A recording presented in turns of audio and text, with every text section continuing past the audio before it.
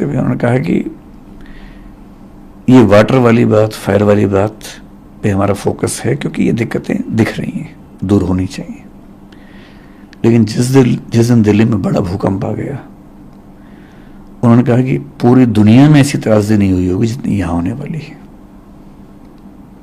और मैं फिर आपसे एक बात कह रहा हूं, अभी कोचिंग इंस्टीट्यूट्स घेरे में हैं तो बात चल रही है। मैं आपको कुछ और बातें बताता हूं, उन पर भी फोकस कर लीजिए थोड़ा सा।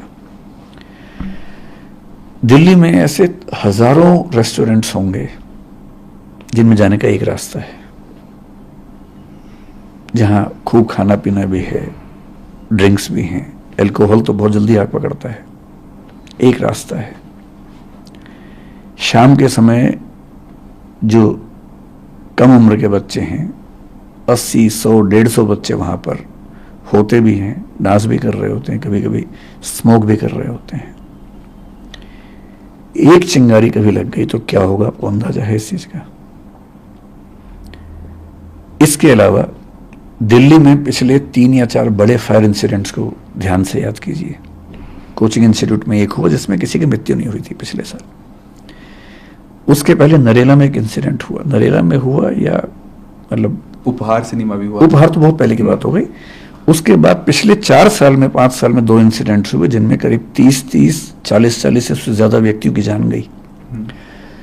पर क्योंकि वो मजदूर थे इसलिए उनकी बात बहुत ज्यादा उठी नहीं, किसी ने की नहीं उनकी बात, क्योंकि वो एक ऐसी बिल्डिंग में सो रहे थे, एक ही रास्ता था और नीचे से आग लग गई। जो अभी हाल ही में भारत के बाहर भी घटना घटी, बहुत से भारतीयों की जान गई जिसमें। अर्थक्वेक बहुत बड़ी त्रासदी होगा। फायर, फ्लड से ज्यादा फायर की चिंता हमें आमतौर पर लगती है, क्योंकि फायर दिल्ली में होने का खतरा ज्यादा होता है। और पुराने जो बाजार हैं, चांदनी चौक हो, कोई बाजार हो, छोटी छोटी गलियों में जब आप ऊपर चढ़ते हैं एक दुकान में जहां 1 लाख साड़ियां टंगी हुई हैं, जहां 50 सैकड़ों महिलाएं साड़ी खरीद रही हैं, भगवान ना करे कभी कुछ हुआ तो क्या होगा? बहुत सारे प्रश्न हैं। दिल्ली का विकास बहुत सिस्टमैटिक सिटी के रूप में नहीं हुआ, चंडीगढ़ की तरह से नहीं हुआ है।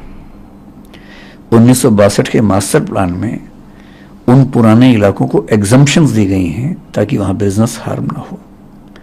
एग्जम्पशन तो ठीक है, बिजनेस इंटरेस्ट में है, लेकिन जब आग लगती है तो वो एग्जम्पशन नहीं देती है।